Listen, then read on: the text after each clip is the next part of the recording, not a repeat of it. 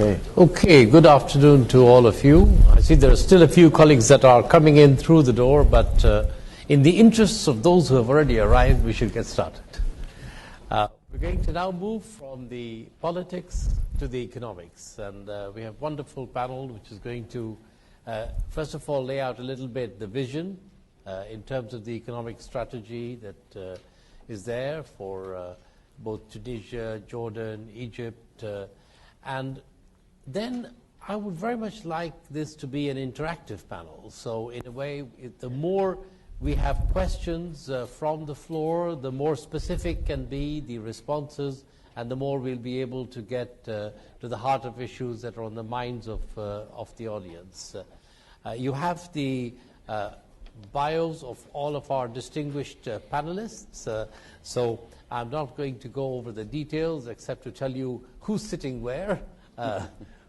Mondar Benayed is sitting here. He is, of course, from Tunisia. Nail al-masalha is sitting next to me.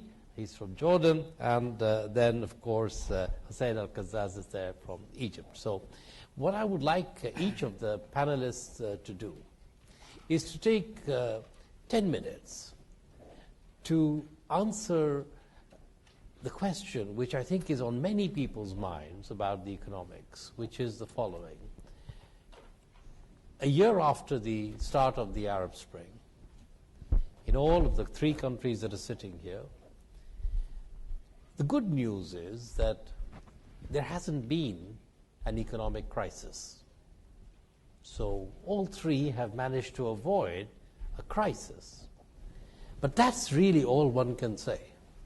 If you look at the economics a year later, there's been no growth, any of these economies, a little bit of negative growth really in couple. Unemployment has gone up, social pressures are rising, and even maintaining macroeconomic stability has become more challenging because the pressures on these economies have increased. So one immediate challenge facing all these countries, and indeed the governments that will be taking office or have already taken office, is how do you avoid a crisis in the next year? That's the immediate challenge. But what brought about the revolutions and the uprisings wasn't because there was macroeconomic instability in these countries. Actually, none of these countries had macro instability before.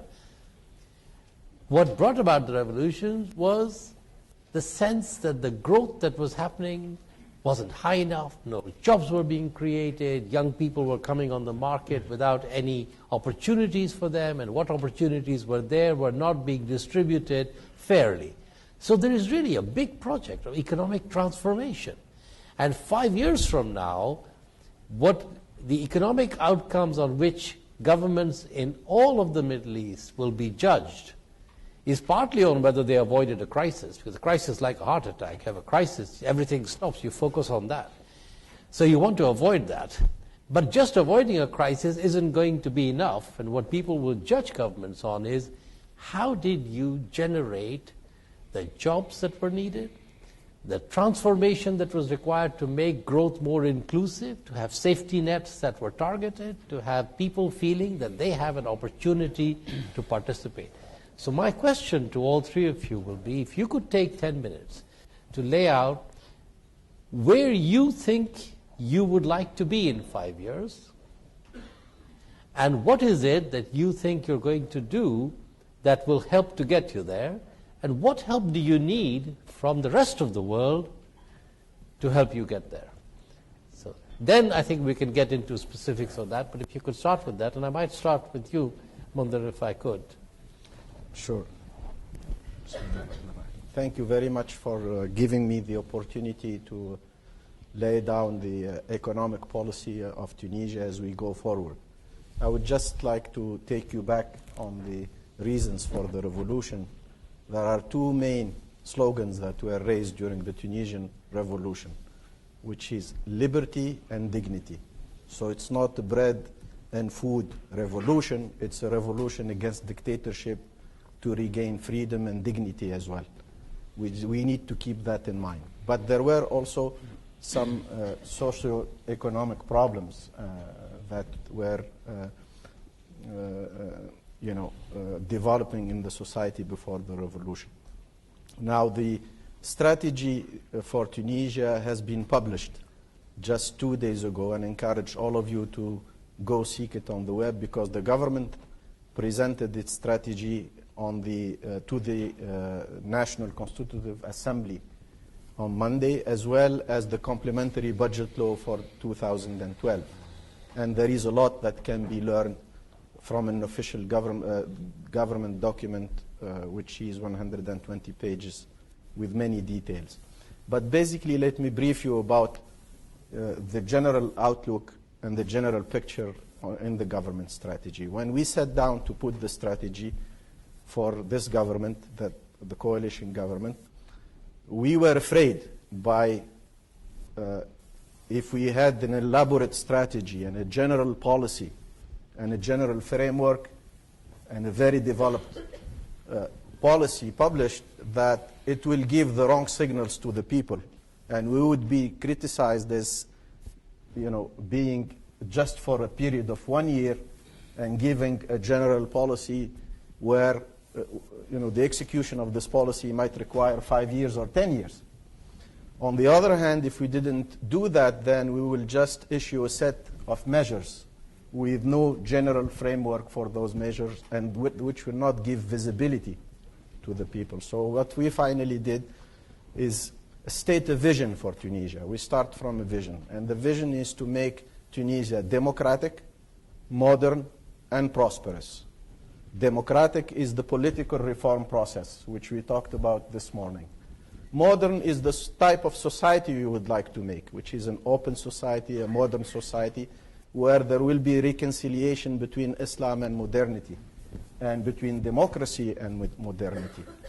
And prosperous is the economic program of the government, and where we want Tunisia to be in the next 5 years.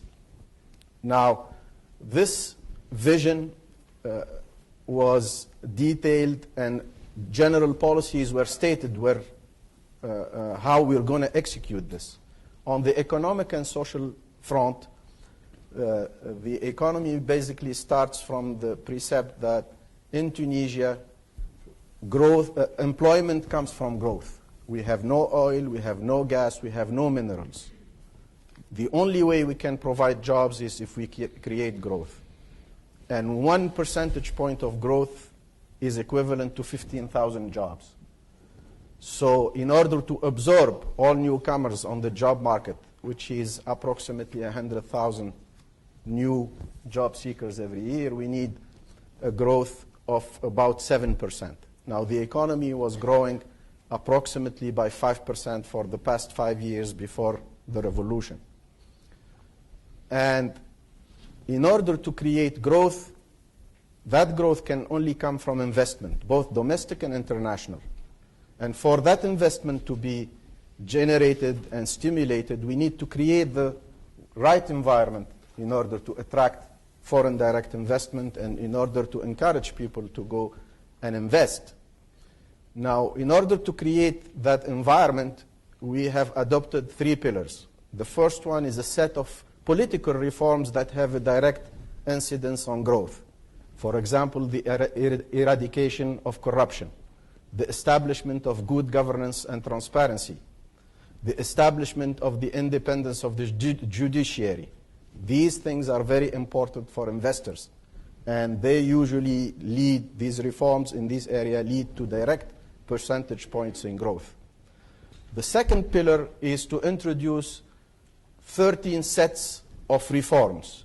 The reform of the investment code, the reform of the tax code, the reform of the public tendering law, the telco code, the transportation code, the knowledge economy code.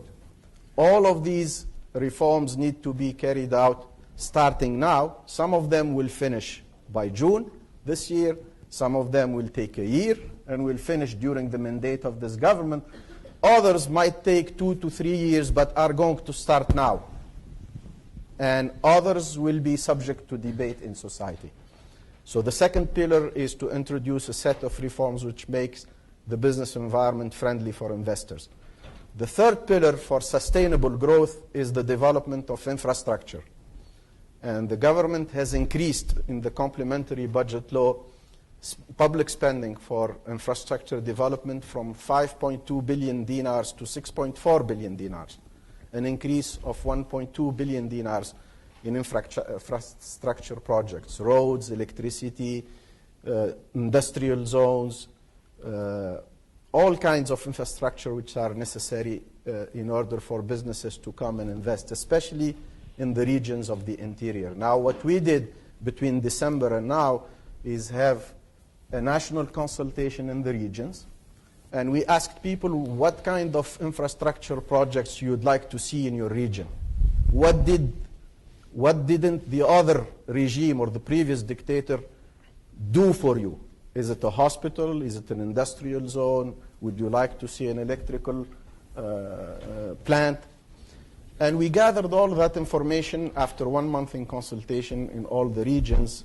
And afterwards, we decided on 2 priority projects for each region.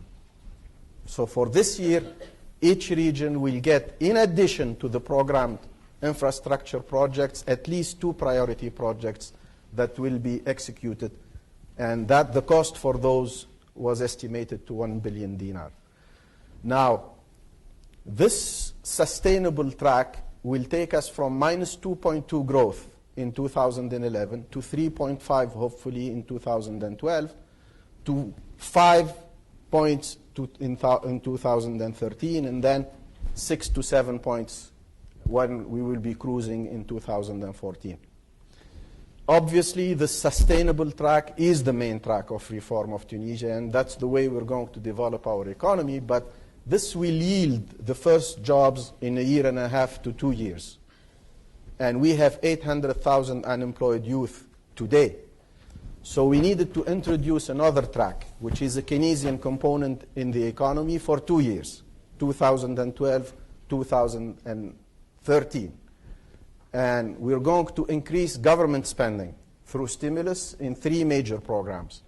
One program is to create immediate temporary jobs for about 100,000 people, just like the New Deal did in the 1930s, which is to provide the youth with some temporary job waiting for the economy to take off. The second program is to do an on-job training for college graduates in order to change and make them more adequate for employment. Some of the college graduates have degrees maybe in certain disciplines that are not required today or asked for job, to give them English skills, to give them ICT skills, which makes them more attractive for employers.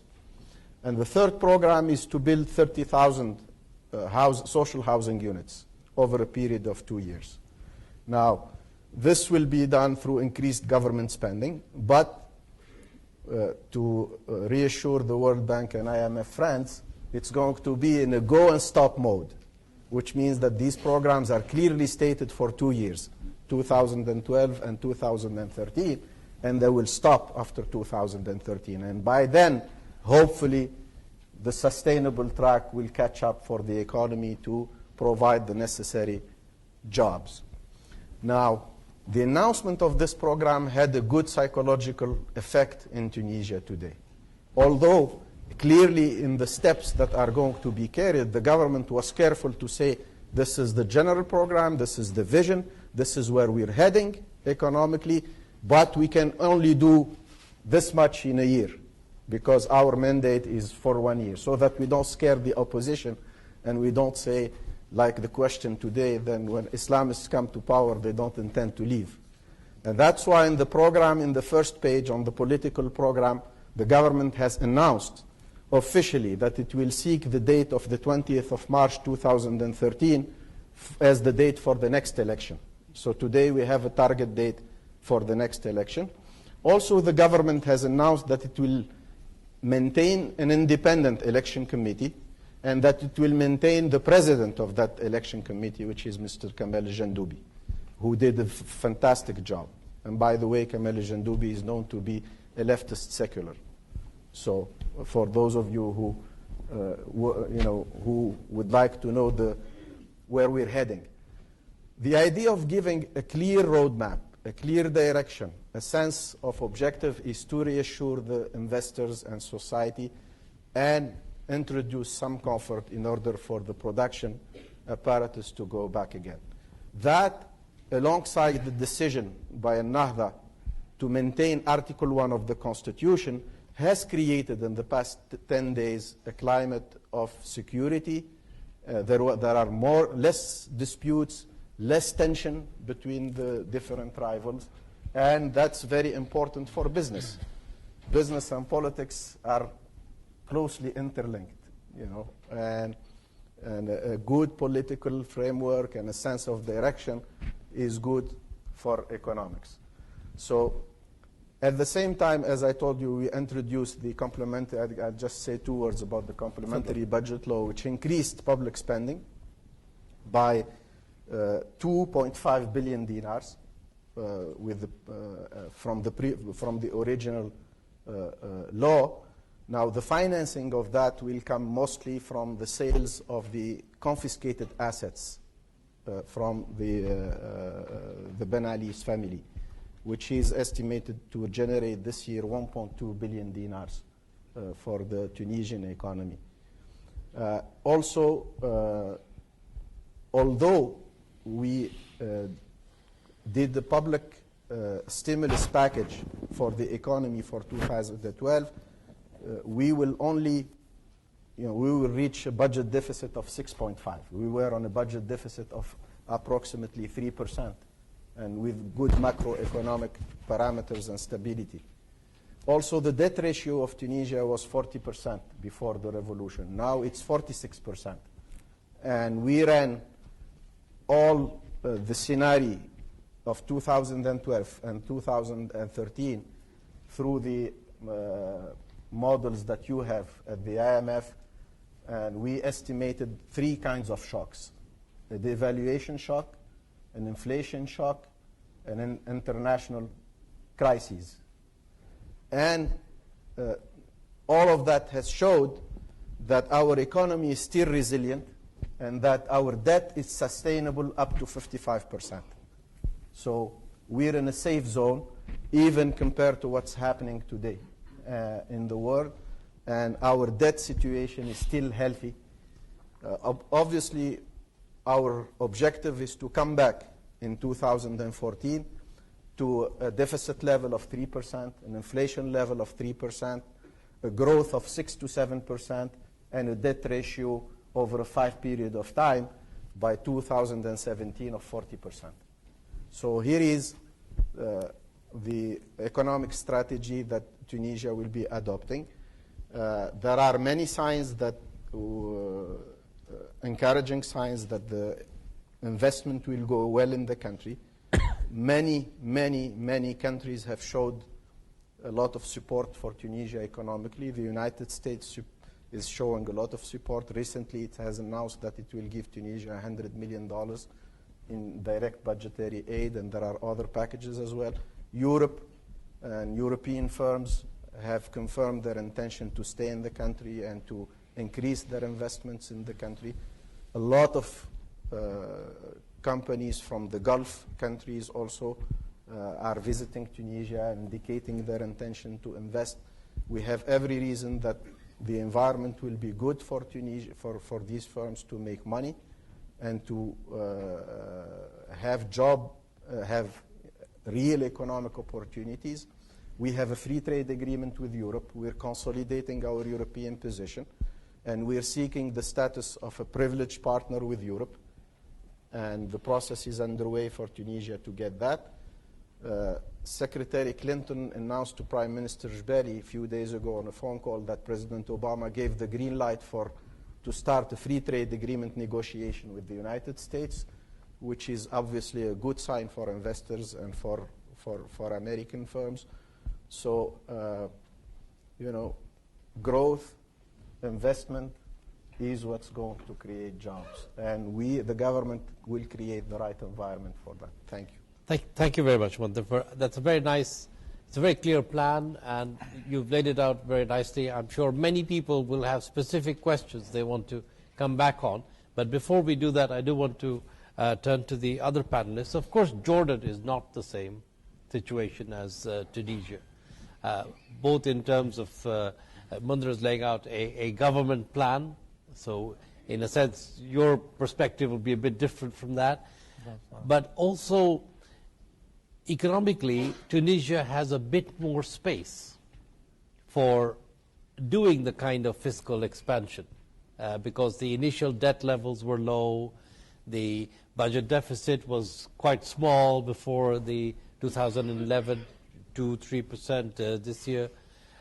Jordan is in a slightly different place. So less space to do the kinds of things Tunisia is doing for the short term, and yet some of the same challenges that you are facing in terms of youth unemployment, in terms of the shock of high energy prices.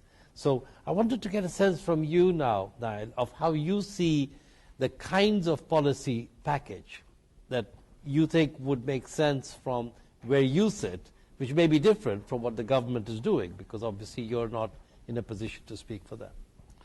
Okay, thank you. Assalamu alaikum wa Alaikum. Actually, I am a medical doctor.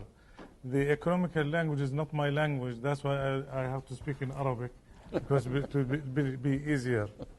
Yes. In the beginning, I am an investor in medical sector in a project totaling about $50 million. This is a model of the Islamic economy in which principles of free economy or private sector principles apply to. No doubt, in the Islamist movement in Jordan, we cross with the other Islamic movement in the nature of the reform program in its public or general direction as far as economic reformation is concerned. I believe that any Islamist movement that wants to start with economic reform should work to stop the bleeding. In medical terms, if there is hemorrhage or bleeding, we have to work to stop that bleeding. So in order to support other vital signs for life. So I think the Islamist movement had suffered, and many peoples in the nation suffered a lot from corruption and dispensation of public funds arbitrarily, and I believe that it's imperative that there should be a serious step in this direction so that we are able to control the resources that are being wasted in various ways. No doubt that corruption is a general phenomena, and we in the Arab world, the population is about $350 million, about 65% work in agriculture. And of course, here there's a shortage of water. Therefore, the number of unemployed in that sector is more than 15%, and those who are below the poverty line is about 1/3 of the 350 million. So I believe that if we wanted to, if there's any reform movement to look at these numbers, they will be concerned with stopping the waste in the resources. The Islamist movement is not against the public sector. I particularly have an experience in public sector, and I'm sure others in other areas have experiences in the private sector. For example, I have about 1,000 citizens working with me. If 100 people like me in a country like Jordan created projects like I do, you would employ about 100,000 people. Currently, the government employs annually about 6,000 people because there's a glut in human manpower. So the government tried to work on this employment by unemployment by employing people within the government sector to kind of camouflage the real numbers of unemployment. So you find that the ones who produce in the private sector are more productive. I think that focusing on the private sector in economic reform is no doubt a step that must be a major step and a fundamental step. But in the private sector, we cannot adopt a Western experience because we cannot compete by establishing conglomerates, for instance. That requires a huge amount of capital. We focus on small businesses or entrepreneurship. This is adopted through development projects that target the families that work in the agricultural sector and some small industries that would be able to produce, at least to satisfy the local domestic market, and also to produce some immunity for the domestic economy in order that it will provide the necessity, basics, and decent life for the citizens. And we're not talking about luxury here or prosperity, but that's something else. We are concerned firstly to work on providing the basic needs. After that, we will work toward the prosperity among individuals in the society. I believe that small development projects should be targeted extensively through the programs that will be employed by those who will be in government. The other issue, in my belief, is the infrastructure and the focus on the infrastructure projects are long-term projects normally. The provision of the means for infrastructure projects, no doubt there is a problem in the financing sources. I believe that the Islamist movement can work on two parallel tracks concerning the infrastructure. The first track is to gather the expatriates of the citizens from abroad. Most of the people where there has revolutions have many of their citizens living abroad. They invest there and they have successful businesses. These projects could be gradually moved by providing the right climate so that they can invest in their mother countries. I believe there is a model in Turkey that depicts this issue. So the governing party is an Islamist-leaning party. They started providing for secure investments. According to statistics, now more than 2 million Turks have returned to Turkey and invested there, and that reflected on the prosperity of the country. So this is an example. The other example is borrowing now. It's not a shame in any economy to borrow, nor is it a shame in any country, because there is no country that can do completely without having any economic relations with other countries. So the rich finances the poor and all benefit. This is the principle of mutual benefits. So I believe that investment, balanced investment, which is properly guided and ensured that it will lead into projects in the infrastructure, I believe that it is something that could be studied and could be arranged for. There is no reservations on cooperation with the IMF or the World Bank for purposes not to interfere in the sovereignty of the country, but rather to take their advice to maintain the price of the currency. And I think this is a very sensitive and serious problem for the recovering nations, because the issue of currency is not a domestic matter, it's a regional and international matter sometimes. So it is imperative that for a certain period of time, dependence should be on international sectors here to maintain the price of the integrity and the integrity of the currency. The relationship with Islamic banks and commercial banks. Now, I believe that Islamic banks are not anymore only an experience in the Arab and Islamic countries. Rather, they are in the international arena, and it's possible to depend on these banks as a world model that can stand side by side competing with the commercial banks. But it's not wise for the Islamist movement to fight the commercial bank or to make it imperative that only the Islamic system should apply, because lots of international relations are based on commercial relations. Therefore, this should be looked at from the point of what is good for the country and the economy and for the protection of the economy of the country. So I believe it is possible to cooperate. We have now Islamic banks and commercial banks, and the question now, of course, the choice now is finally left to the citizen. It's they who will decide with which bank they want to deal with. Some see that the Islamic bank is more favorable to them. Others see that a commercial bank is easier to deal with, and so on. So it's not really prohibiting or allowing.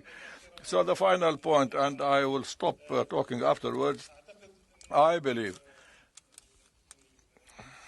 that in international economics there are agreements and international relations that should be respected and should be seen as an integral part of globalization, which we cannot avoid as an Islamic movement, because it's an international order that has now affecting great aspects of life and most likely also in the economy. Thank you.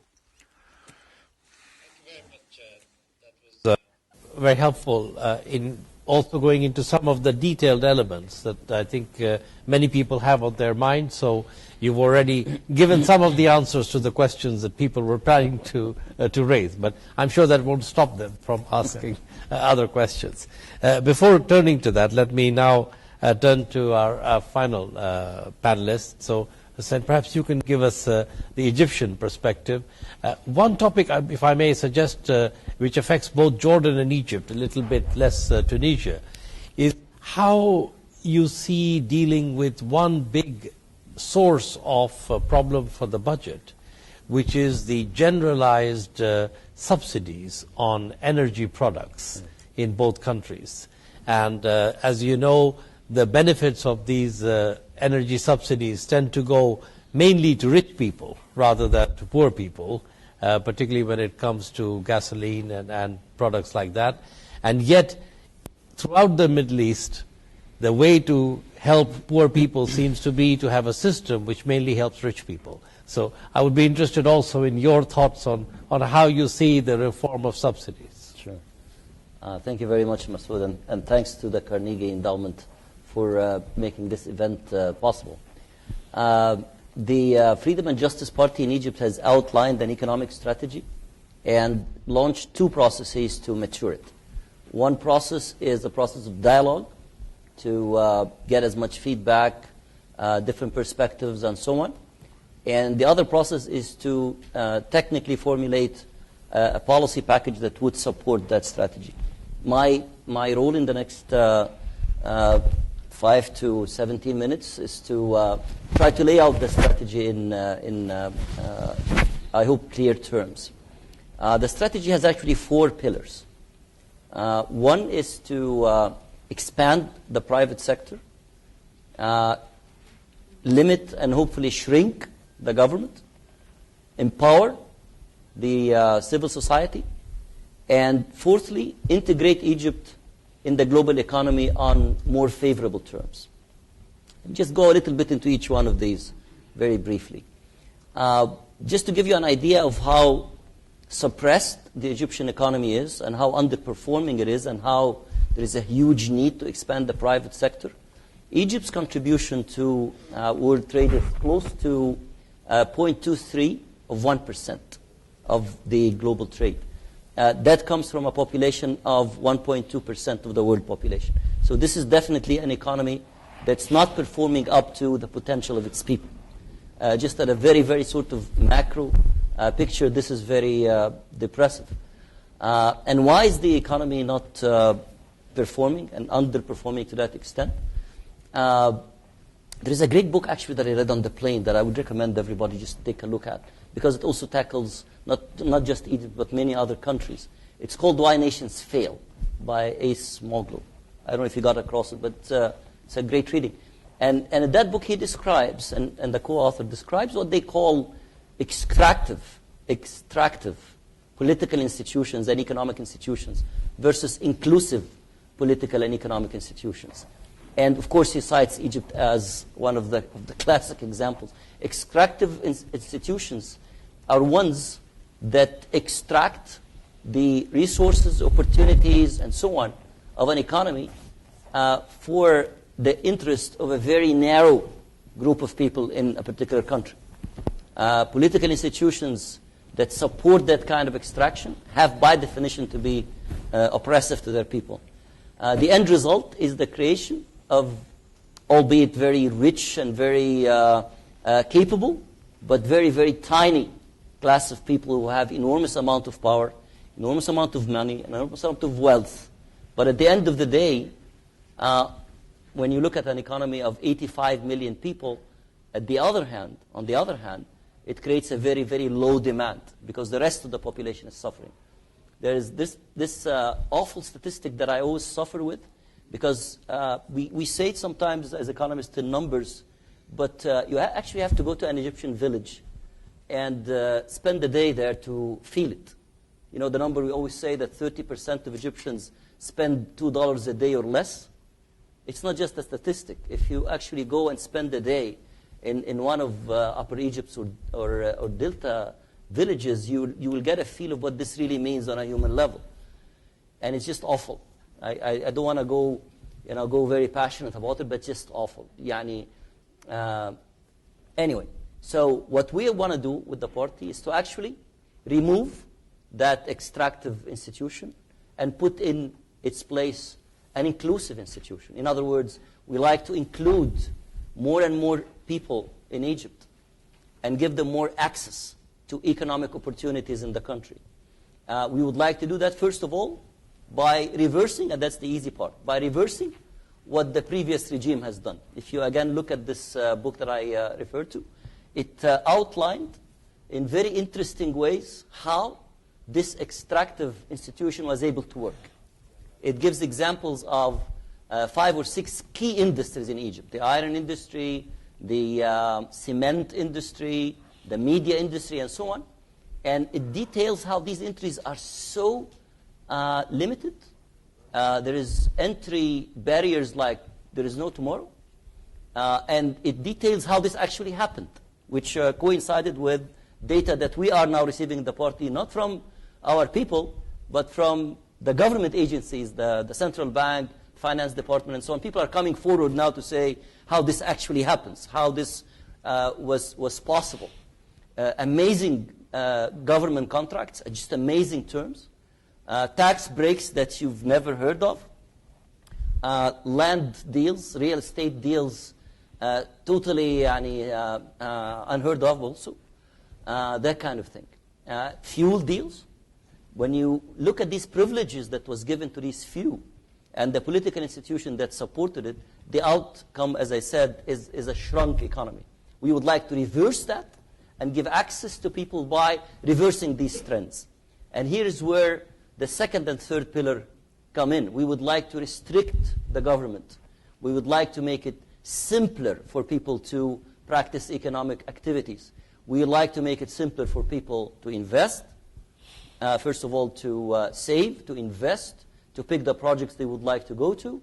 We would like to make it easier for them to go get licenses to get to work, and so on and so forth. Again, numbers sometimes help. The Egyptian public sector is about 7 million people strong. MashaAllah, it's just amazing. Just to compare it, and you talked about Turkey. Turkey has almost the same size of population of Egypt, and it has 650,000 public employees last I checked, which means that for every Turk public servant, there is 11 Egyptians. We cannot, again, this is why part of our program does not include creating more jobs in the public sector. We actually want to restrict that and hopefully, with time, reverse that trend and start creating value addition jobs and move a huge part of that public sector into the private sector and cooperative sectors through these measures.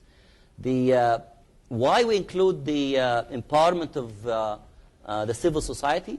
Because we need a much stronger civil society to serve the mechanisms of checks and balances on the government. Because it's not, by the way, it's not just about a party taking over. I'm sure we all have this experience. It's about the institution of the government. And the institution of the government can very easily defeat the program of any party unless you institute the checks and balances that would put enough pressure on the government bureaucracy and start reversing the trend of this widespread corruption. You asked the question of corruption, and corruption, I guess, in Egypt is a very interesting one. And I'll get to this in just a minute. The fourth pillar of this strategy is to integrate Egypt in the global economy on more favorable terms. And by that I mean we looked at the strength of Egypt, the competitive advantage of the nation, if you will. And we looked at the practices of the previous government and how they articulated the strength of Egypt. I think they articulated the strength of Egypt basically in terms of location, in terms of it being a country in which it's easy to go and institute polluting environment, polluting industries, and so on and so forth. We identify the strength of the Egyptian economy, the competitive advantage in the workforce. Egyptians have very large, young, relatively disciplined, relatively homogeneous workforce that is definitely underutilized. And again, I agree 100% that the revolution was not about bread, but a huge part of it was about apathy. It's just about millions upon millions of youth who have been looked at by the previous regime not as assets, not as resources, not as an advantage, but actually as a burden. And we would like to reverse that, and by giving more access to these millions of Egyptians, we aim at increasing the competitiveness of the Egyptian economy. And one way, of course, of doing that is to redefine what we call locomotive industries and value-adding industries as those that are associated with an elevation in the capacity of the workforce. So whatever industry is going to add to the capacity of the workforce to, number one, produce, number two, join the knowledge economy at much more favorable terms, is to us a value-adding industry. And hence we're looking very closely now at things like the IT, medical IT, newer energy, and so on and so forth, in addition to some of the traditional industry. We would like, with these four pillars, to achieve four objectives.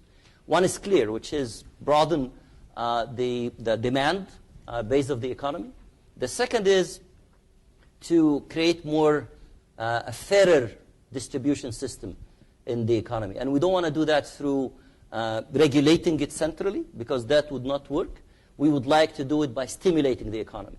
When we stimulate the economy, improve the checks and balances in the system, give more access, then hopefully we'll get a better distribution of income and wealth.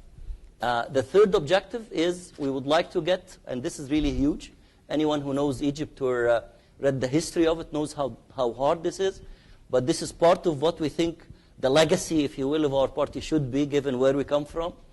We would like, with this restriction of the government, to redefine the relationship between the state and the population, the state and the society in Egypt. As you know, Egypt is one of the few societies that were born with a state.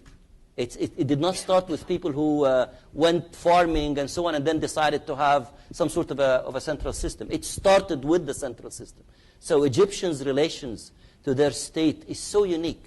It's sort of a hate-depend kind of a relationship. You know what I mean? You go to any Egyptian, and usually by the end of the day, he will have cursed his government 2 or 3 times in different ways. But then you go and say, by the way, the government needs to trim itself down a little bit and let's say rationalize the subsidy. And people will go in riots in the streets. In other words, people are still so much connected to this government. We would like to change that with time and change the concept of the government and the state from that of a controlling one to one that's empowering.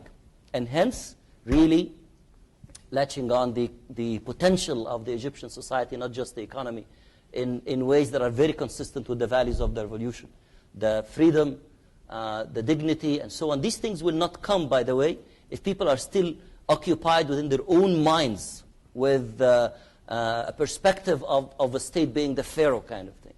And finally, of course, the fourth objective is to increase the competitiveness of the Egyptian economy. We're looking, in terms of programs, we're looking at 3 streams in order to kick off the strategy.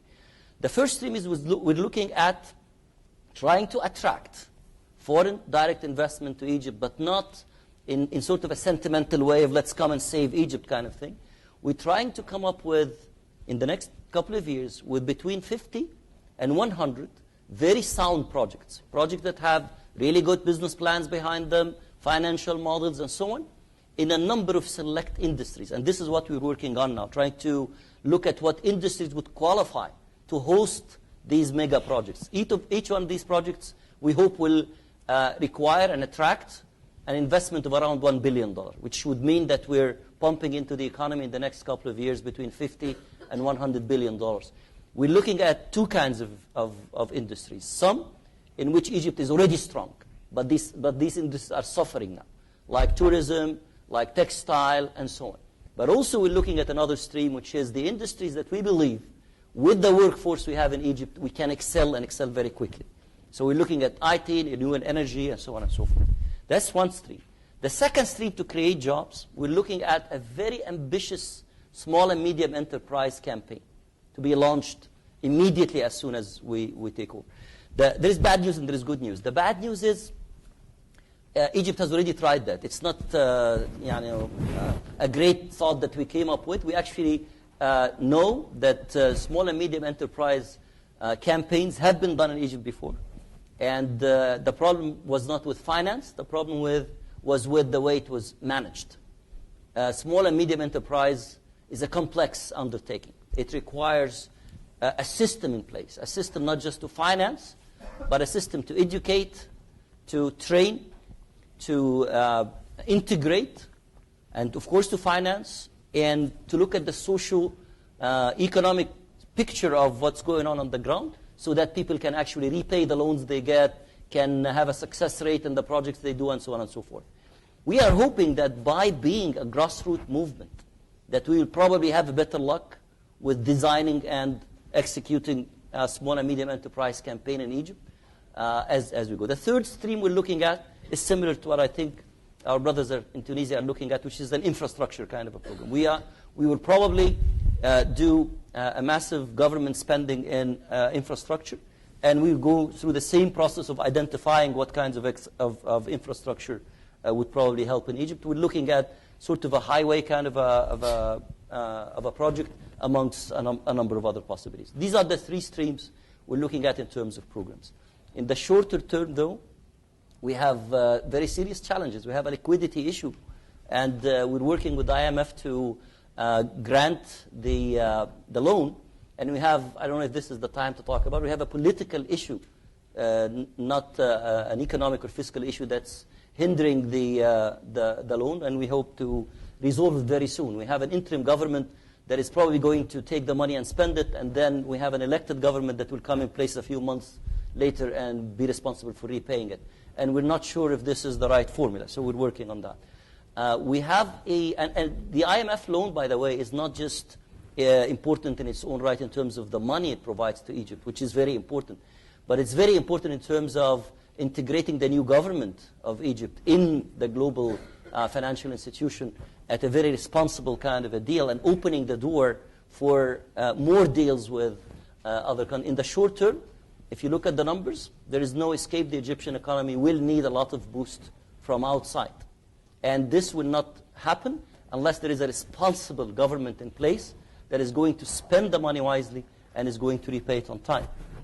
The second challenge we have is the huge expectations. We have people in Egypt now who think that with the revolution and with the coming of the Freedom and Justice Party to power, all government temp workers should become permanent. Everybody who used to have a certain income needs to go to a higher income and so on. These are very, very dangerous expectations at a time like this. So our second challenge is to help to be extremely open, transparent, frank with the people, and also go to them with a plan. We don't want to just go to people and say, you know, it's a very dire situation. We want to go to them and say, it is a dire situation, but here's a plan, stick to us, let's work together, and so on. We have the challenge of removing obstacles, which doesn't require a lot of money, by the way, removing obstacles from local and international investments. There is no need for the kinds of bureaucratic complications that we have now. We can deal with that. And we also need to score on a number of quick wins. We have a team in the party working on something we call the first 100 days plan. We're trying to make sure that the very first few months of the working of this government will mean some tangible benefits for people with things that do not require necessarily a lot of money and stuff like that. We're looking at some of the basic services. Has any of you ever driven a car in Cairo? You know what I mean? That's a huge... Thomas Friedman visited Cairo in the midst of the debate whether we called it ad-dustur awalan or bita awalan. He came in the office an hour late of his time, and he sweating, and he said in a broken Arabic, he said, not ad-dustur awalan, al-murur awalan. And I think the guy was right. So these are the kinds of things we're facing in the short term. There are two conditions, and that's my final remark. There are two conditions for this program to work. And we're not kidding ourselves about it, and we're not being naive. This is the kind of program that will not succeed because a party...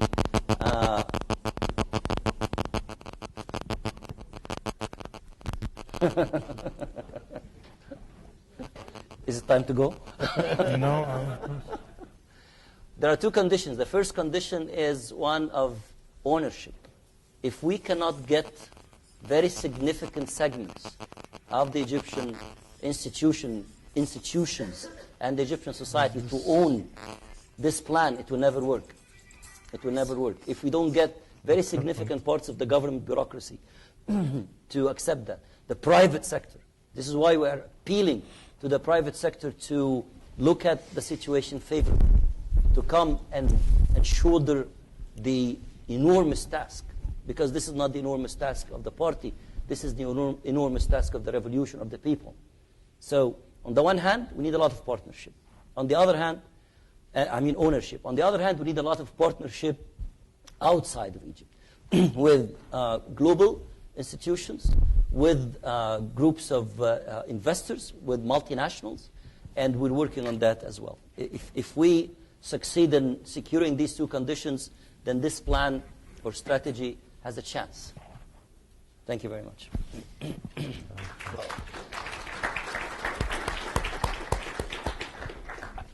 I have to say that you've now had really very clear 3 plans laid out. And of course, now it'd be good to get some questions. And I would encourage people to also be a little bit provocative in their questions, because I'm sure people who have laid out the plans want to hear what are the kinds of issues that are on your mind so that they can be implemented. As before, I would encourage you to identify yourself when you speak. So I'm going to go right to the back, the lady over there first, and then we're going to take 3 or 4 questions and then have answers to those. Yeah. Please. Thank you for taking my question. My name is Susanna Florian with the Parsons Corporation. I was very impressed by each of you broaching the subject of the infrastructure. You did at different depths and with different ambitions. Both Tunisia and Egypt, it appears that you are in a dialogue to figure out priorities, which sounds laudable.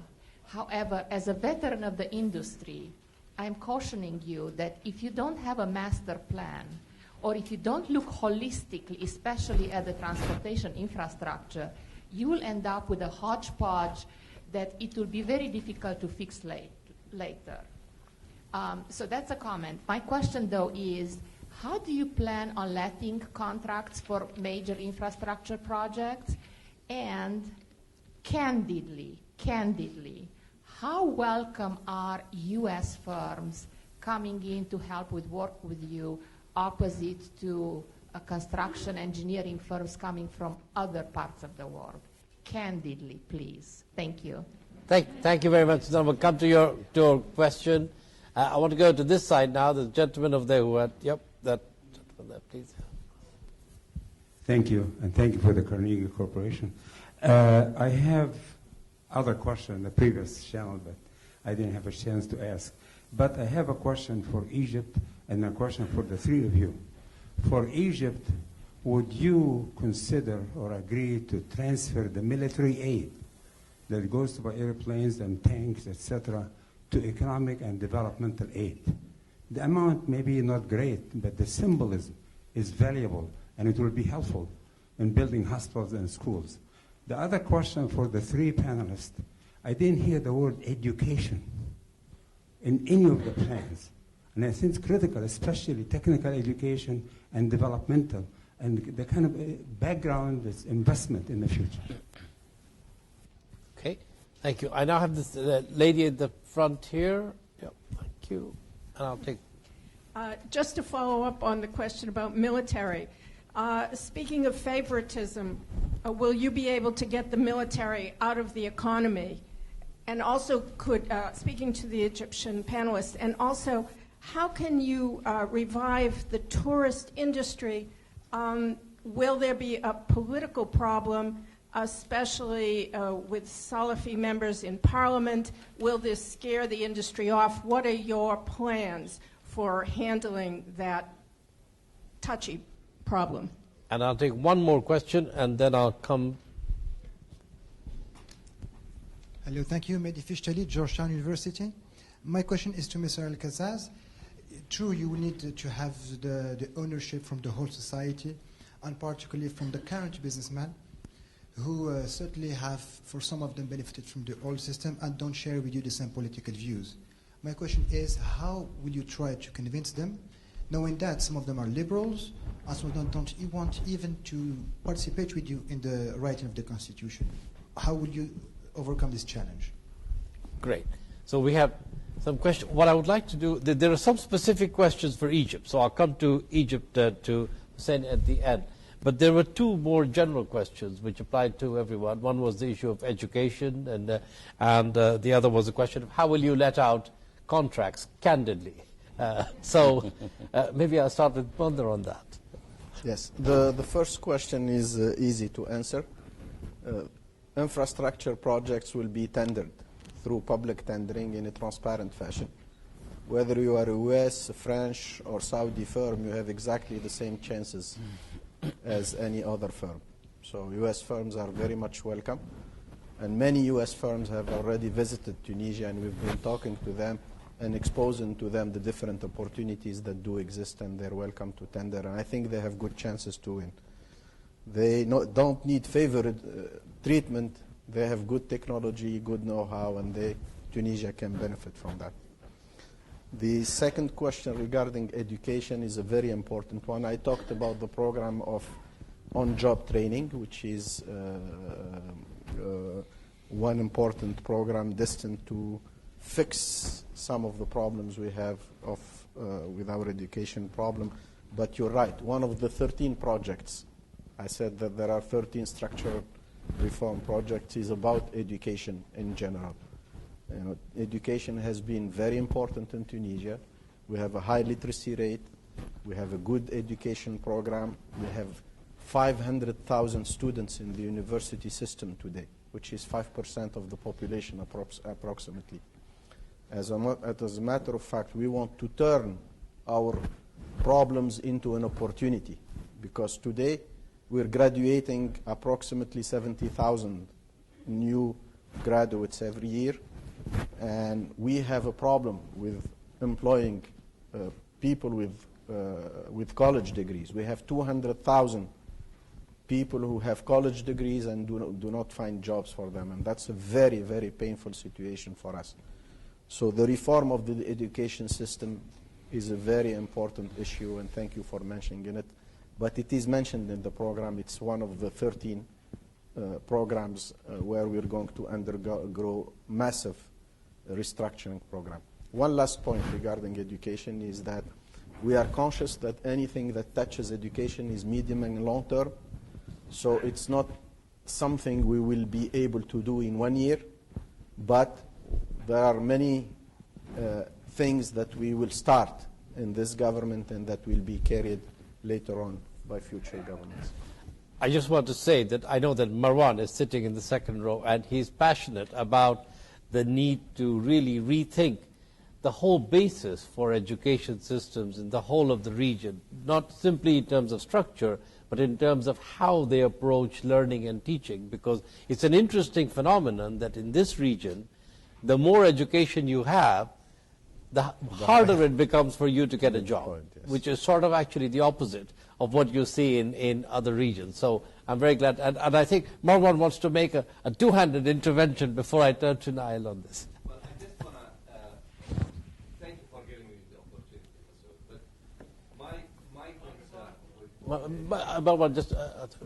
But my concern with all the education reform efforts in the Arab world, including what I've heard so far from you, is that they are concentrating on the engineering aspects, the technical aspects of the problem, trying to increase, scores in math and sciences, trying to build more schools, etc. What we don't hear enough about is the value system.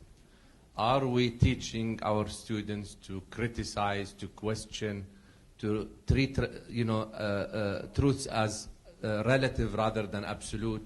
Are they being taught scientific reasoning? These are all issues that, if they are in the old systems taught how to do that, the fear was that they would then be able to criticize their own governments, whether secular or religious, and that is why they have not been taught that. Is there a realization that in today's world, unless you teach people the elements and the value of diversity and tolerance and acceptance of different points of views, and accepting that what you are being taught in class is not necessarily the truth, is there a realization in all of our countries that unless we do that, we're not going to produce productive economies, we're not going to solve the unemployment problem?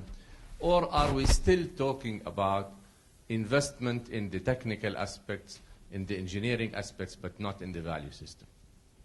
Thank you. Do you want to respond to that before we move? Thank you for making the point. That's a very important point. Now, there are, just like in the economy, we're facing special circumstances today.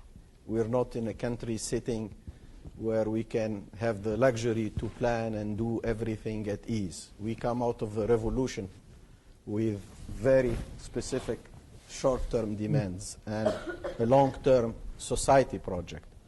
So just like in the economy, we have two tracks, a sustainable track and a short-term urgent track.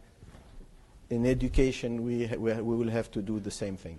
There are students today who have degrees, and it's too late for us, at least, to think of programs such as you've been described, because these kinds of things start from the primary school, the secondary school. We have 500,000 students in the university system already. They'll be graduating soon. So our worry, to be frank with you and to be practical, is to find ways to give them employability, to try to improve their skills so that it meets the demands of the job market. Now, we have in Tunisia, of course, if you make a revolution, you have to build a new society based on new values of democracy, transparency, criticism, critical thinking. That's what will make better citizens, not just better employees.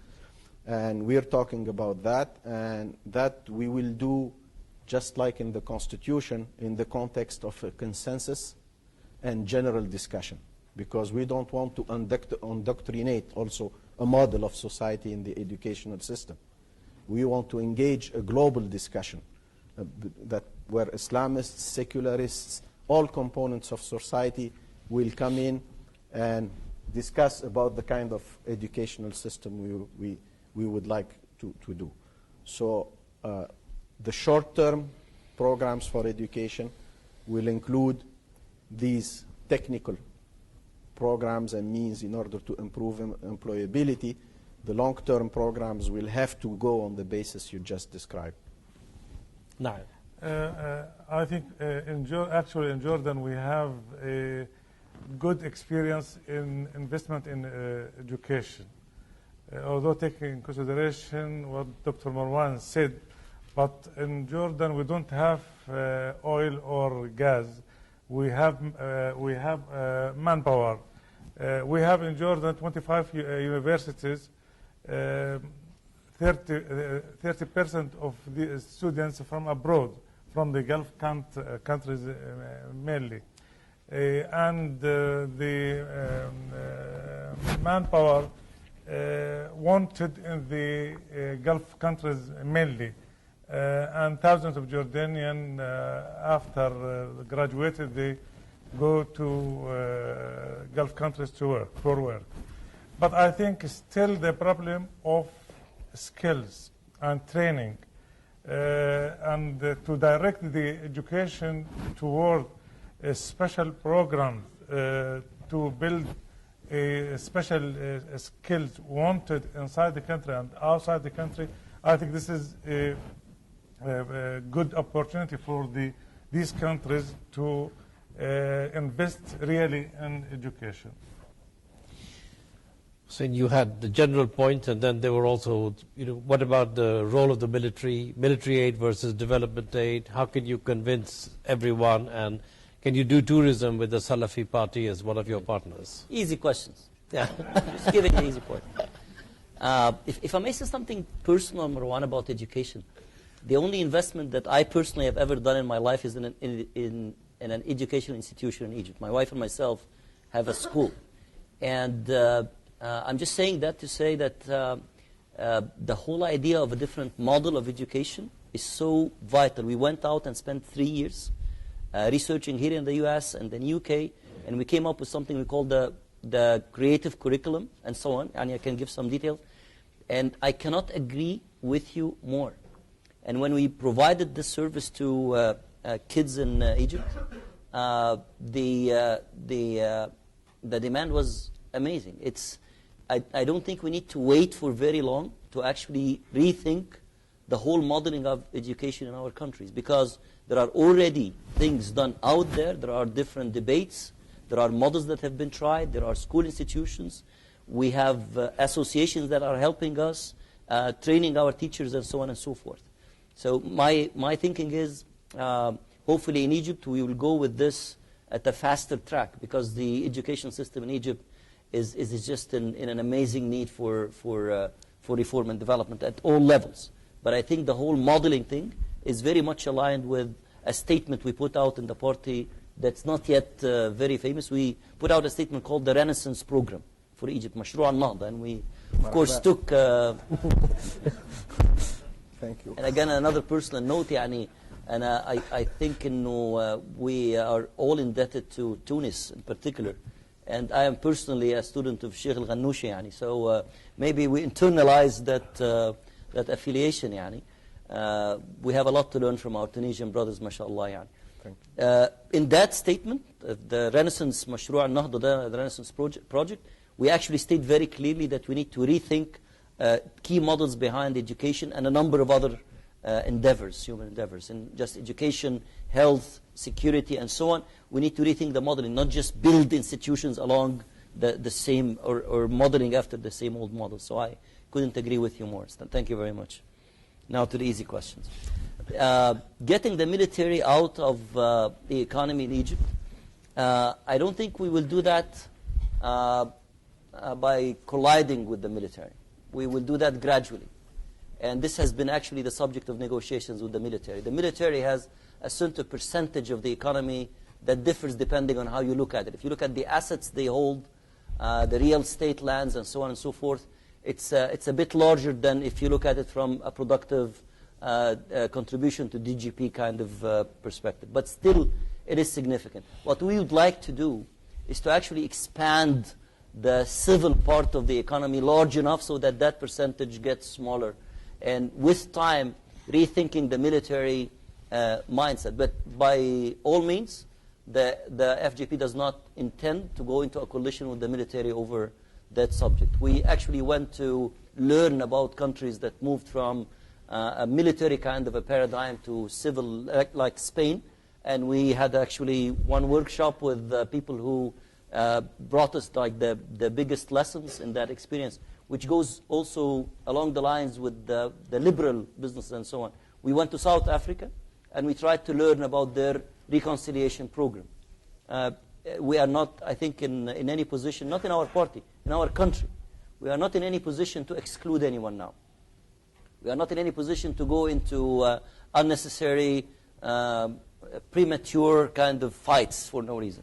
We actually would like to include everyone who has even been part of the business apparatus in the old regime, so long as they accept the new rules, and sort of ease them into it. And think about it. Some of them in some of the discussions said, hey, these were the rules. You know, at the Mubarak time, these were the rules. In order to do something big in Egypt, you had to go through this. Asomoglu in his book actually lists 32 families in Egypt. Imagine how narrow the base is. And they tell us, we had to go through these 32 families. That was the system. Otherwise, you wouldn't do business in Egypt. So how can you incriminate now, after the fact, the behavior that was more or less the rule? So what we'd like to do is to gradually stop it, going forward, create all kinds of new measures of transparency, checks and balances and so on, but try to ease these people into it as well. There is no point in running them out of the country. And nothing will happen. Nothing good will come out of it, by the way. The tourism industry, one of the first meetings we had as a party with the different industrial teams in Egypt was with the owners of the tourism industry. We had like 2 huge town hall meetings, and they, of course, came up with all these concerns. What are you going to do about people in swimming suits and beaches and liquor and stuff like that? And our answer to them was, we actually would like not only to maintain the tourism industry, we would like to expand it and make it aligned with the promise of Egypt. You know that the repeat tourism in Egypt is one of the lowest in the world, although this is an amazing country for those who have visited. But how many people would like to come again? Very few. Not because of it's because of what happens when you go, when the experience you get, as we say in business. You just go see the pyramids once in your life. The repeat business in Egypt is the repeat tourism in Egypt, last I've seen, was 4%, versus France, which was 60%. You go to the Champs-Élysées once, you want to go to the Champs-Élysées every year. And you send your kids on their honeymoons to the Champs-Élysées. You don't send your kids on their honeymoon to Luxor. With all my love to Dr. Dardiri. Where is he?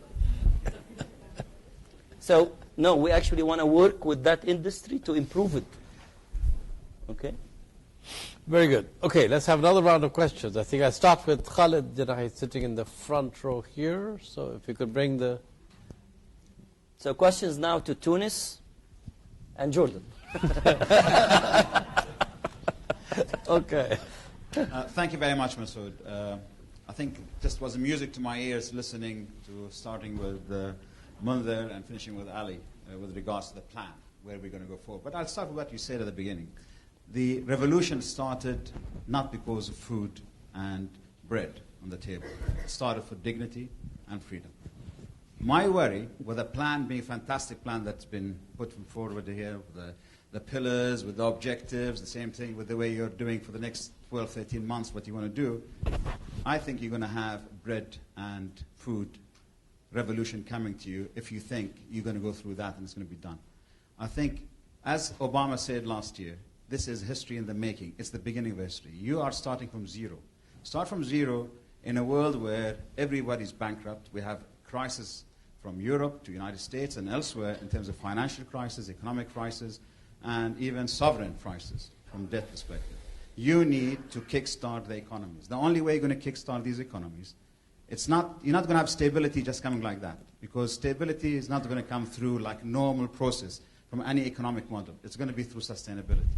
You need to create sustainability. Sustainability means immediate job creation. So it's jobs, jobs, jobs. It's not a question, oh, we're going to give you this, we're going to do this for you. You've got to create jobs in the immediate future, in the next 1 year to, I would say, 2.5 years. If you don't do that, we're going to have revolutions big time. And I come actually, and I would look at Egypt. Because Egypt, what happens, although we thank all of us as Arabs, we should thank the Tunisians for where we are today. We are going forward because of Tunis. Big and time. I think all of us as Arab, we should be paying basically taxes to Tunis every year for the next 50 years. How about that? I think he'll be happy to take it. but I mean, Egypt... There is an envelope. By the way, I take 10% to my I've agreed with Sheikh Rashid on that thing, so we go from there. Now, Egypt, I think, being serious, Egypt is where things would happen. If Egypt is successful, it's all the 350 to 400 million Arabs will be successful in the future. So Egypt is going to play the role. So it's not just the interest of Egyptians. All the Arabs have an interest in Egypt to get it right. And to get it right, you need to create jobs immediately. To create jobs immediately, I don't think you're going to do it the way you've put it forward, because it's not going to happen. You need 20 million jobs in the next 2 to 3 years to create them, and you have to create them. And the only way you're going to do that is infrastructure. So you need to build big-time infrastructure in the next 2 to 3 years. Now, it's not going to happen easy. We've been having discussions back and forth, and I was happy that you guys are here to push, you as Egyptians, to push here. Jobs, jobs, jobs. That's what you want.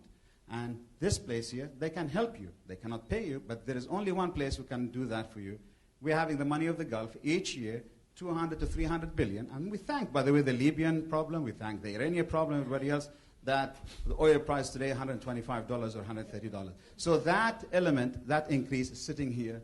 Most of it is going to be treasury bills, sitting here doing nothing. That money, in the next 5 years, we have basically $500 billion across the board, 100 billion each year, coming through for the countries in transition to create jobs through investment. Not through giving you a loan, not through donation, investment. And investment, infrastructure business, anybody who knows, the lady in the back, business, it's a 15 to 20 years return. So you need that investment. That's what you got to push for to go forward. Because my problem is, you're not going to be successful with what you've said. You said something about SMEs. I would like to bring that with what Marwan said. Marwan and I, we've been fighting this elsewhere when he was younger on this issue of critical thinking. The reason the SMEs did not work in Egypt, because the critical thinking was not there. It was not allowed. So entrepreneurship, by definition, you need critical thinking. And it's not to do with skills, it's values. We don't allow values to be there. For argument's sake, question for Khalid. I was going to ask him that question when he was talking about the Constitution. It's a silly, obnoxious question. But we talk about basic human rights. All our rights are protected under the Constitution. Now, would the Muslim Brotherhood accept for a Muslim-born Egyptian, for argument's sake, changes, say, when he becomes 20, he says, I want to be Christian, or I want to be Buddhist, or I want to be atheist, or I want to be whatever? Would the Constitution protect his rights? Those are the questions that need to be answered on a long-term basis. That is critical thinking being allowed to go through. So I think we need to think from that aspect to create jobs. It's your phone. Thank you. Thank you, Khalid. So I think the gentleman in the back who had his hand up from the beginning, so I'll turn to him now. Thank you. I have a question about for Tunis. For the last decade, Tunisia has not applied the Arab League boycott against Israel. And there have been statements in the media. Sorry, could you just repeat that point? I think it was there. Sure. There have, over the last decade, Tunisia has not applied the Arab League boycott against Israel. And there have been stories in the American media that some members of different Islamic parties in Tunisia are now saying that the boycott should be reinstated.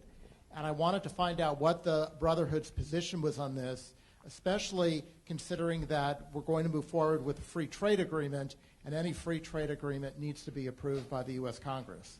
Okay. Thank you. That's a good question. Then the gentleman over here. Hello, my name is Amgad Reza from the Egyptian Embassy, actually. I'm pretty interesting to know the dynamics of the. Sorry, there's a lot of talk over here about the support of Gulf countries to Islamic groups, be it in Tunisia, Jordan, even in my country, in Egypt. So if you could kindly expand on that, I would be really grateful.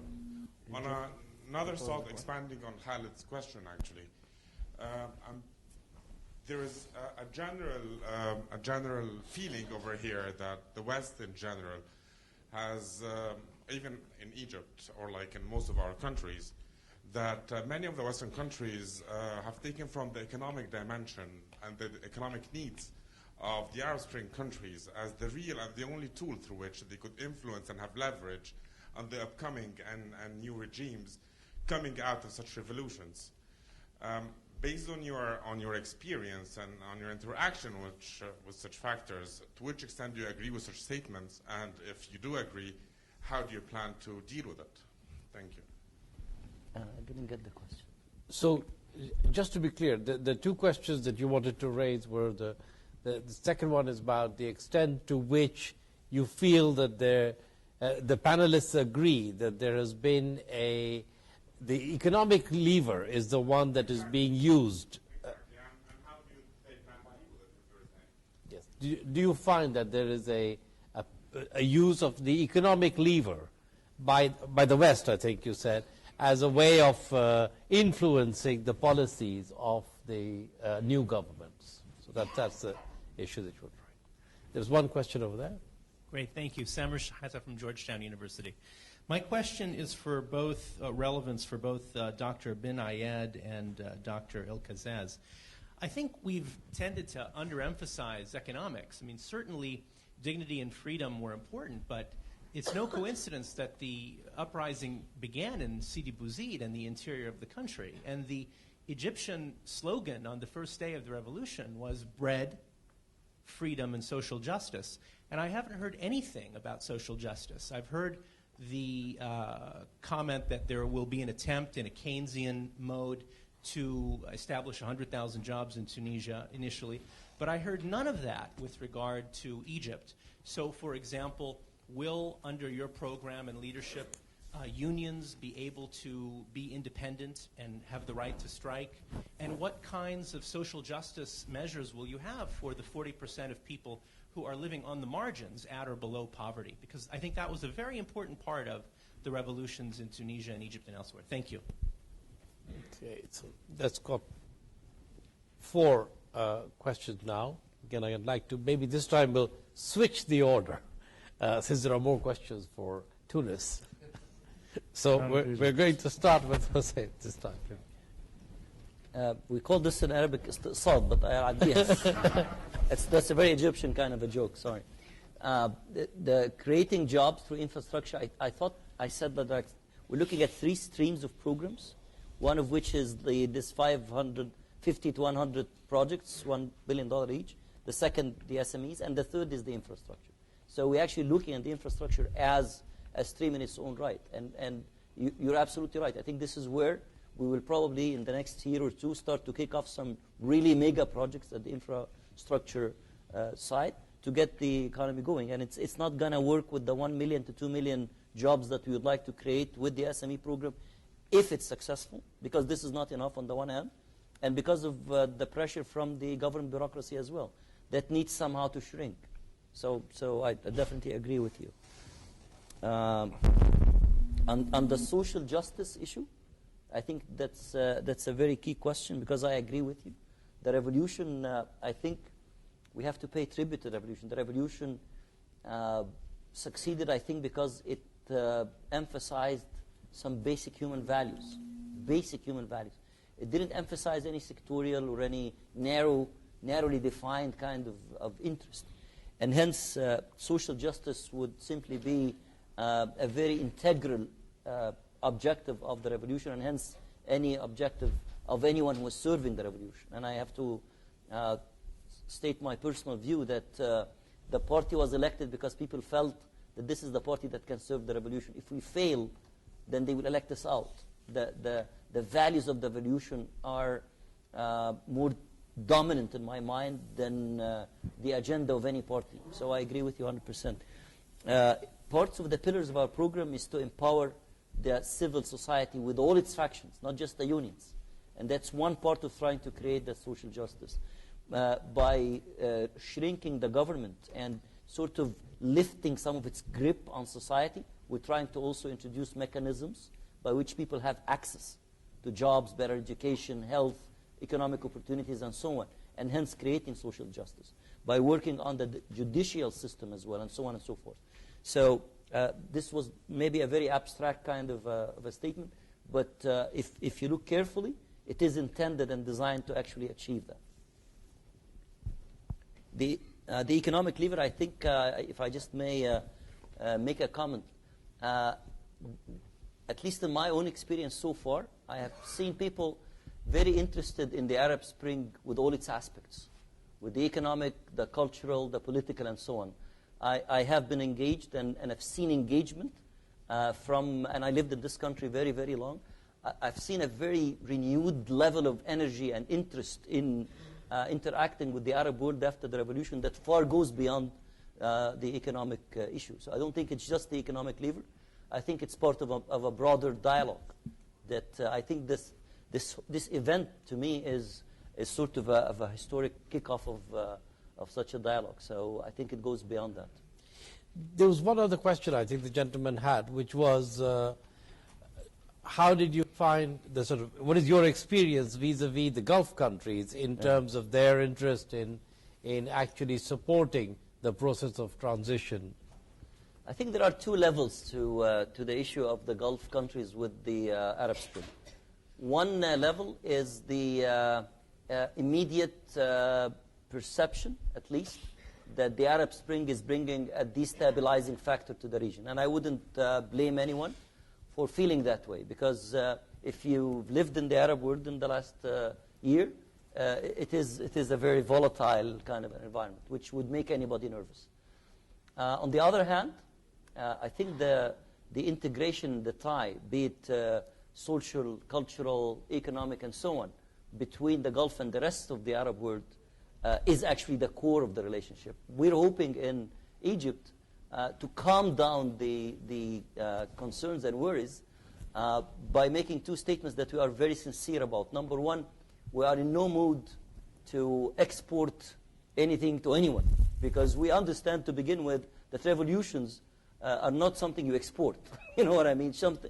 Change in any society has to come from within. So we are not at all interested in instituting or pushing any change in any place outside of our own country and trying to work on it. And the second message is we definitely would like to integrate with the Gulf countries, not just on economic issues, not just to get investments, but a much broader scale as well, because we see these revolutions as sort of a civilization kind of a project, if you will. And we are not going to go it alone. We are going to go it with the rest of the world, and starting with our region. I don't think the Gulf states are anywhere detached from the factors that have created the change in Egypt or Tunisia as anybody else. Good, thank you. Naim, anything you would like to add to what Said said? No? Mundar, anything you would like to add from the questions that were raised? There were also a few questions to Tunis. Yes. I think that I will start by the last question. The social justice part of the revolution is very important. When I said that the revolution is that of dignity, you said it the other way around. That doesn't mean that we do not recognize the importance of economics into this, and that if we don't succeed in economics, that we'll have the next wave as a bread and food revolution. So we're very conscious about that. But it is important to remind people when they just tackle this from a bread and food point of view, to tell them that the democratic transition process and the political process is very important. And it's a project in society that's taking a lot of energy, and we're not losing focus out of this. Let me summarize it another way. For a person in my generation, I lived under Bourguiba's time and I lived under Ben Ali's time. And the way I see it is that under Bourguiba we did many things right. But we failed to do democracy. If Bourguiba did democracy for Tunisia, we would have been a Switzerland of the Arab world. Very true. With Ben Ali, some things went right, many things went wrong. And I'm not here to state what went wrong. All of you know exactly what went wrong. But also we failed to do democracy. This time, the society is paying a bill. The economy is not functioning, there is insecurity. There is absolutely a social and economic bill that needs to be paid. Now, if we do the political process reform right, in 3 years when we look back, when the economy comes back to normal functioning, we would be proud if we say the bill was paid, but it was worth it. We have achieved what was lacking to our society, which is the establishment of freedom, human rights, and democracy. But if we restore economic prosperity and we fail to do that, then it would not have been worth the hassle. We would have failed. So that's when I started by refocusing the point on that is from that point of view. It's not to downsize the size of the challenges. Now, in Tunisia, as you know, the labor unions are very strong, and they contributed a lot during the revolution. And now the government is engaging in dialogue in order to establish a model of development where we achieve prosperity, but not at the cost of regional development or the cost of social justice. And that's why in the government program we have, I didn't go into detail, but we have at least 12 measures, social measures. We have increased, for example, the number of families that benefit from what we call poverty stipend from 150,000 to 250,000. We raised the amount from 70 dinars to 100 dinars. Whole packages of social actions that are aimed at the very delicate and poor segments of the society, because we feel that we need to do things urgently and we need to do it now in order to alleviate the weight of the suffering of these people. So the other question is regarding the free trade agreement and the levier. Levier is economics being a levier for... there is a lot of enthusiasm and a lot of respect for the Tunisian revolution. We, in the Tunisian government, have dignitaries and prime ministers and presidents of states and ministers of foreign affairs visiting Tunisia on a daily basis. Almost 30% of the prime minister time is receiving these people, and these people come to Tunisia in order to congratulate the Tunisian people for what they did, in order to also offer help. Probably in the past 10 months, Tunisia has received more visitors and more dignitaries in its history than in the past 50 years. And we have a lot of support from many countries, from Europe, from the United States. The United States stood up with Tunisia, President Obama and the administration since the first days, and with the Tunisian people. We are also receiving a lot of senators, people from the House, the administration also are visiting, and a lot of encouragement. And of course, there is a big focus today in the world in making Tunisia as a model of a successful democracy which is modern and prosperous in the Arab and Muslim world. This is very important. This is important to us in the beginning because we're concerned, and this is important for the world. And I think the United States does it because it's in the interest of the United States to see a country like Tunisia or Egypt become a model. It's such an important thing. It's the key to many of world's problems, towards stability, towards peace. And that's why today, when we talk with these countries, we don't feel really any pressure, honestly speaking, and candidly, as you said, that the only message we get, what can we do for you so that you succeed? And the only focus is not on regional issues and other issues, is on domestic issues and how to make this model work and succeed. So there are common goals. We want the model to succeed. The US, Europe, and other partners want the model to succeed, and we're welcoming these countries and these companies to come and help us succeed together in building these democracies. And I think that's the best way forward for us all, not just for our countries. You know? The other alternatives, God forbid, if these models fail, is a complete disaster. There was no seminar that said, what happened if all these revolutions failed? It's a nightmare for the countries and for the world. So really, there is a concerted effort from the international community, and we feel it so that we succeed. So there is no levier to economics or things that come with conditions. And anyways, things have changed. You don't have dictators anymore. You don't have regimes that are complacent. Now you have to deal with the democracy. You have to convince the people. Even the governments are not free to take any position or to do whatever they want to do. It's not like in the past. If there are things that are offered that are not in the national interests of these countries will refuse and will not be able to do. And if the governments accept something against their people's interest, they will lose the next election. It's because the people are watching. So it's not as easy as it used to be. It's a new equation that we have to deal with, that you have to deal with. Now, as far as the free trade agreement is concerned, that's a good sign. I am very conscious about the process that it goes through in the United States, and it needs to go through Congress, but it needs to go to the Constitutional Assembly of Tunisia as well. And it has to be approved by the two parties. and we're very confident that we will succeed in meeting the requirements, because we have a free trade agreement with Europe. And with Europe, we're moving to a privileged status. So we know how to operate in an international context.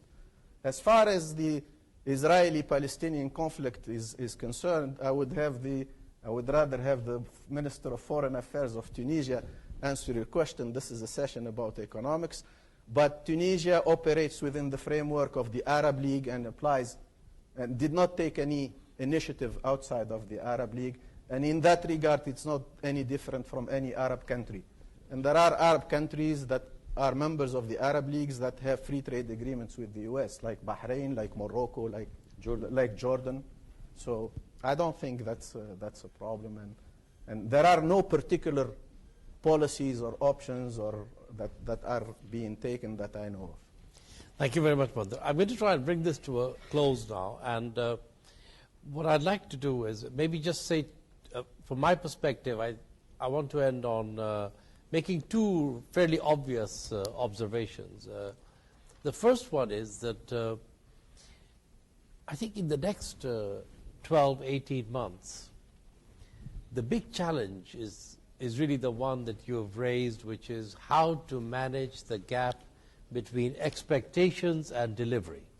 Because there is almost no model of delivery, whether it's on the politics, whether it's on the jobs front, whether it's on making societies more open, that one can imagine will be fast enough to respond to the expectations, which are sometimes unrealistic. So managing that gap is going to be the big short-term problem, because a failure to manage that gap can derail the process. And the second observation I have is that we are very focused now on the short term. You started talking about the challenge for the medium term. Is the rest of the world as conscious that what we are talking about is an engagement that is a long-term partnership engagement? That what we're not talking about is a bit of financial support in year one, a free trade agreement now, and then, we move on to the next issue. This is going to be a part to make it work, to help support the transformation of societies. This is a 5, 10, 15-year project. And in that, the rest of the world will need to think not just of the ambition of the engagement, but also of whether we are ready. And I speak of we, in this case, also of the IFIs. places like the IMF. Are we ready to rethink the way we operate in ways that will actually respond to the needs of very different kinds of societies as they emerge over 15 years? So I think this is a bigger, more ambitious challenge than a sort of quick response challenge, although there is the need to manage the short term as well. So I do think that this is something we should also, and certainly I speak for the IMF, and take away in terms of how this means we need to do our business differently to be responsive to the needs that will emerge from the transition countries. But before ending, I would like all of you to please join me in thanking our panelists for their terrific contribution.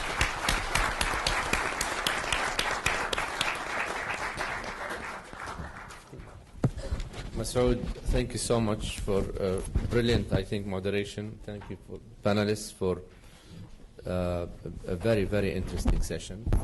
Please join me in thanking everyone, the speakers, the moderators, for what I think was an extremely interesting and eye-opening set of conversation on Islamist parties. This, I hope, will be the start of a dialogue. This is not just a one-time event. Let me also have a special thank you to our interpreters who joined us here to facilitate the discussion, to thank the Carnegie Middle East program and communications team for their extensive work in setting up this conference. I want to single out in particular, first, Marina Ottaway. This whole concept was her idea. Marina worked very, very hard to make the conference happen. Scott Toussaint. Scott Toussaint, Amber Kirtley, and Jessica Boulay worked all part of the Carnegie family worked very, very hard also on all aspects of the program also to make it happen. So thank you very much.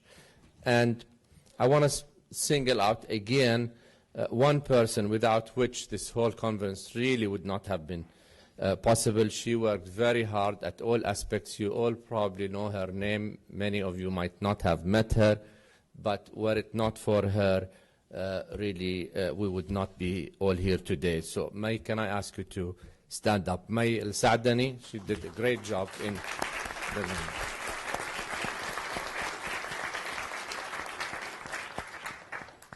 And finally, I would like to thank our co-sponsors, the government of Switzerland and the Heinrich Boll Foundation, for their generous support in helping us put together this conference. Thank you all very much, and I look forward to welcoming you to future Carnegie events. Thank you.